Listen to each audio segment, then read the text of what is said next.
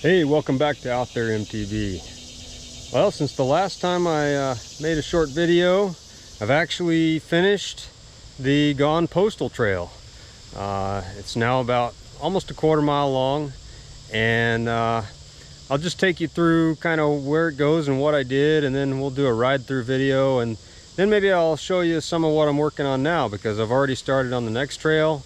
More excavator work on that one, so that's pretty interesting. But anyway, for the Gone Postal Trail, I won't go back through the section that I showed in the last video, but where I left off was right here. You can see where the trail comes out of the thick woods, and then there's this turn through this little grove of sycamores. None of them are very big yet, but I'm hoping after a number of years we'll have these big shady trees to make this turn underneath. And from here the trail just continues out back into the open, and as it turns out, this stuff out here with all this grass and as we go a little farther, there's a lot of blackberry vines. This is actually has its own specific challenge for building a trail. You'd think it would be just, you know, mow it down and be ready to go, but the problem is all these grasses are bunch grasses, and they have little mounds for every root ball, you know, little tufts of grass, and it leaves it just super rough. So I've kind of experimented with several different ways of using the excavator, trying to use the dozer blade on it and, you know, digging with it. And I don't really want to dig this entire section of trail, because what I don't want to end up with is a trench in the middle of this relatively flat area that would turn into a mud hole every time it rains. What I ended up doing is we got lucky and we got several inches of rain this past week, so I brought the excavator out, and if you kind of look from here, I mean, it still isn't smooth by any means, and there's still grass growing in it, but I did take the blade and just kind of scrape the loosest stuff off the top and just smooth it as best I could, and then came back and raked it. And what I plan to do is to come back here shortly, now that the grass is greening up again a little bit after the rain, and just spray it all with herbicide right down the middle, make a stripe of dead, where then hopefully over time, as the roots die, it'll kind of compress. As I ride it in, it'll just smooth out naturally. I just really don't want to dig all this, because it's already level. It's just a little rough, it needs to be smoothed, but I think that'll happen with time. It's rideable now, it's not bad. And then here we come into another grove of sycamores, again fairly small ones. There's still some grass in here as well that'll get killed off. One thing I've had to do in a few spots is dig up a few stumps. What I've found is that little excavator is good for a stump up to a couple inches in diameter. Much more than that, I feel like I would have to spend an hour digging to get it out. So in those cases, what I've done is dug down below ground level and just sawed the stump off below ground level, and then covered it back up. And then you got ones like this one right here, dead center in the middle of the trail. It's a big one. Rather than digging out a huge hole in the middle of the trail, I just went ahead and sawed this one off kind of at the contour of the ground, and it'll just be an obstacle in the trail. You can roll right over that, it doesn't hurt anything. And then continuing on, had to clear out lots of brush and trees through here. You can't tell now, but it was thick as thieves. And so I got out of the grass over here and got into a section with a lot of brambles, blackberry vines, just thorns and sticker bushes. Just, you can see how thick it all is. I mean, it's just completely impenetrable. And the brush hog did a great job on the tractor of just wiping all that stuff out and taking it down to nothing but just a layer about an inch thick on the ground. But the problem was that layer was what I've coined a new term here. I've called it ground vines.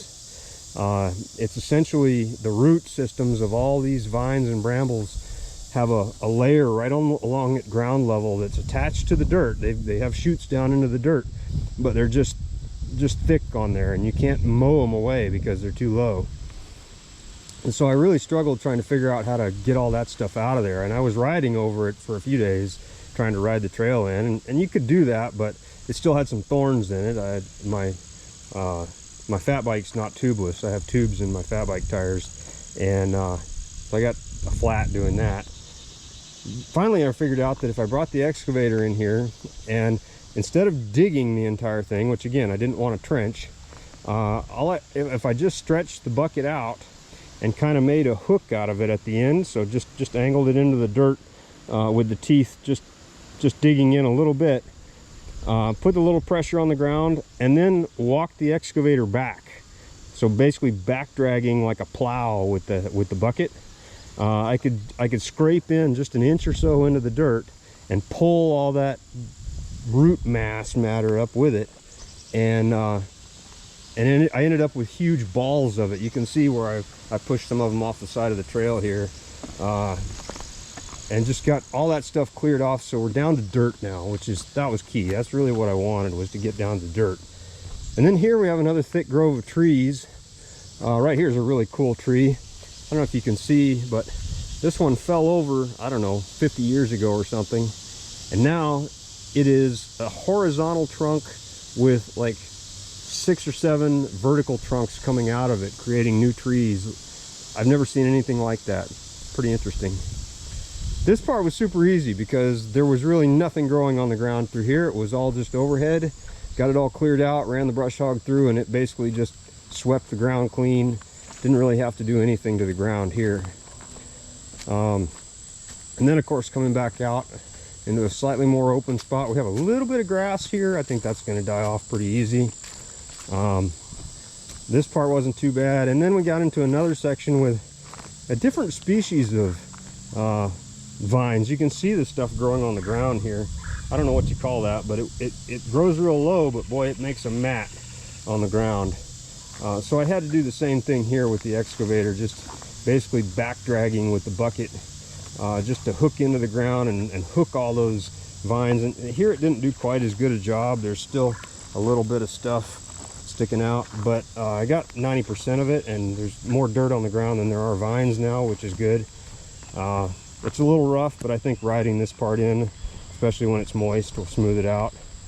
And again, we were super lucky to get some moisture, and that really helped the trail out. But anyway, you can see back up that way how it enters the woods, and here's where it comes out of the woods, and there goes my wife right there, right past the mailbox.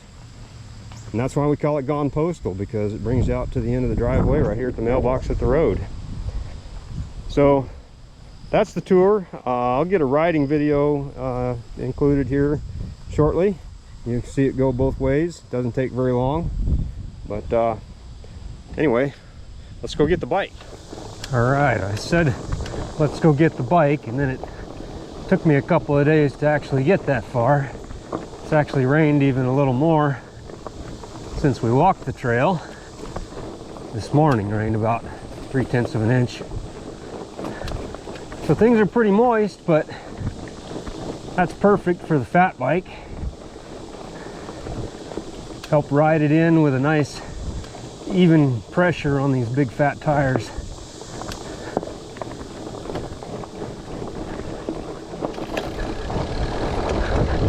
All right, here's what you haven't seen before on a ride view, and we make a hard right through the sycamore grove and out through the kind of weedy meadow and the blackberries.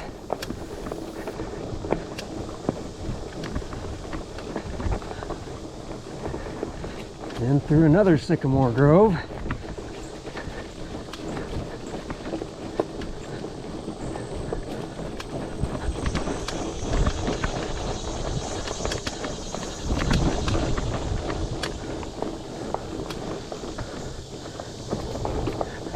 I think the more I can ride it while it's moist like this,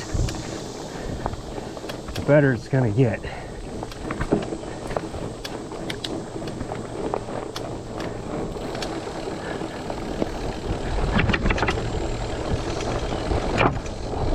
All the way out to its namesake. That's why we call it the Gone Postal Trail.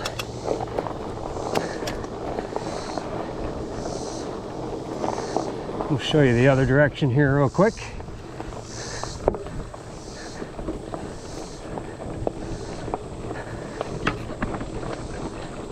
Going this way, you only have to pedal this first little bit, and then most of the rest of it has just a slight downhill grade.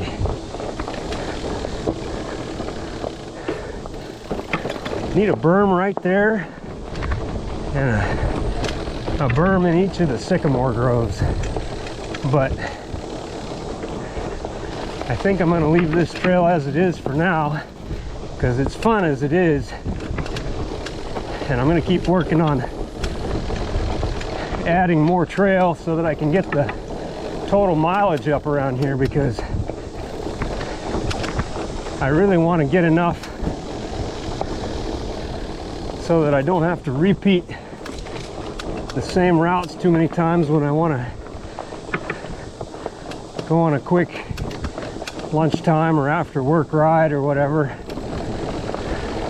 just for a workout without having to load my bike on the rack or in the pickup and head to a local trail system.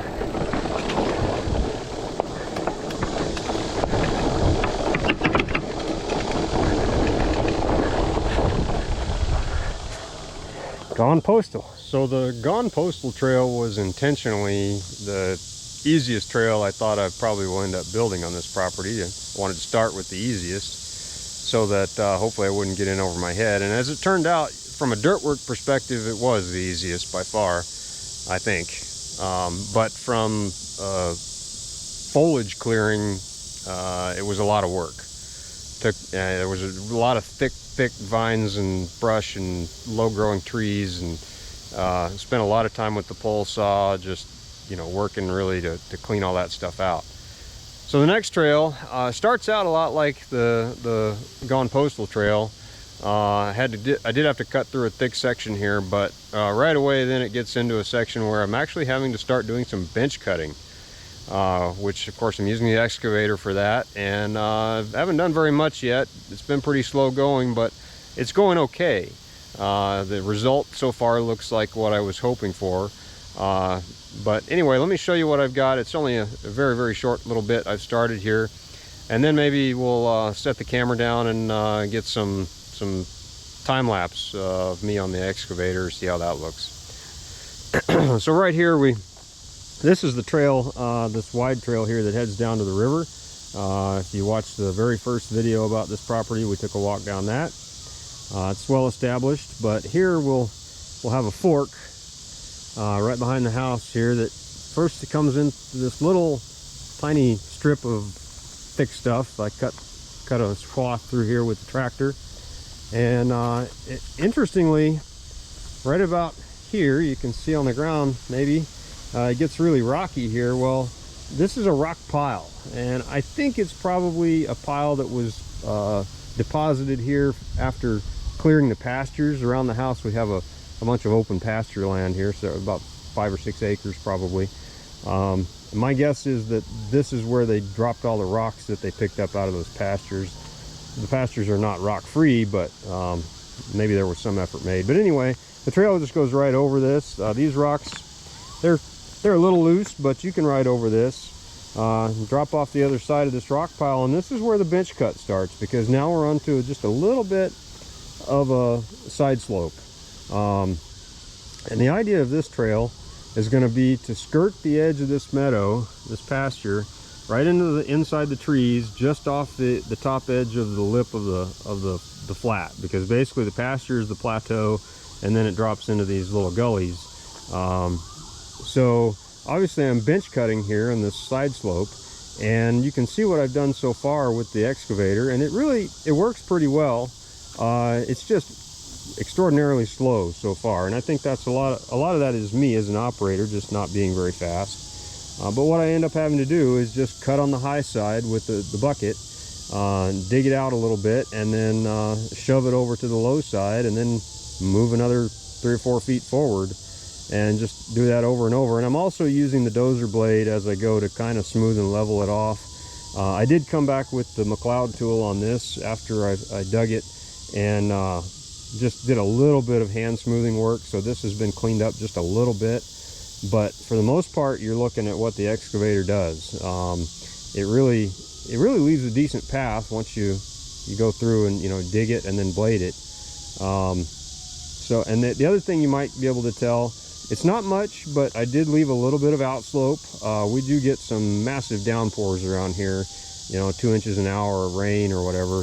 And so if I don't leave an outslope, I'm afraid I'm going to end up with puddles or worse, even water running down the trail length instead of across the trail, which would be, you know, it cause ruts and washouts, and I don't want that. The soil seems pretty good. It's very rocky. This section out here is, you know, I don't know, half rock maybe, but there's enough dirt to glue them all together. So hopefully as I ride it in and it gets moisture and settles and kind of packs in, most of those rocks will just embed themselves in the trail and help actually hold up in the wet weather versus being loose on top and being a mess. But anyway, I'm going to get this machine fired up again, and we'll try to do a little more trail cutting and let you watch me as I go. So hopefully that's interesting to see. Thanks.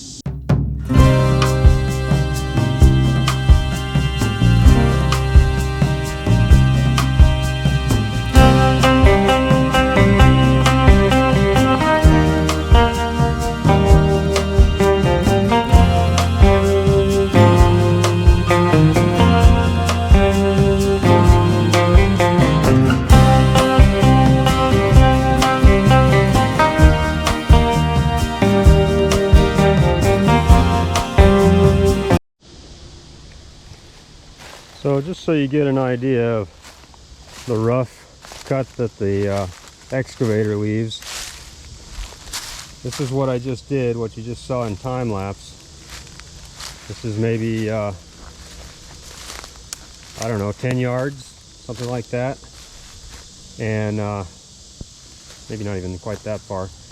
But you can see it's pretty level as far as side to side, you know, just got a tiny bit of outslope like I said earlier. And the nice thing about being on the excavator is I can feel whether I'm at the right outslope or not, because the excavator tilts just that much as it rests on the trail I already built.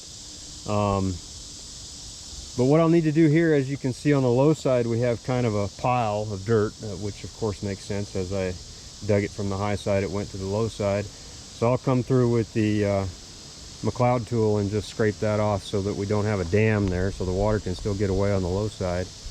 And then just smooth this out real basic, you know, rough wise for now, and start riding it in and see how it goes. Of course, right now the whole trail is only about 30-40 yards long, so I probably won't be riding it in for a little while before I have a little more to ride. But in any case, that's what it looks like. So I hope you enjoyed a little update on the trail building here. Still don't have a name for this place. I'm still thinking about it. Any great suggestions, let me know. But in any case, I appreciate you watching, and I hope this inspired you to get out there.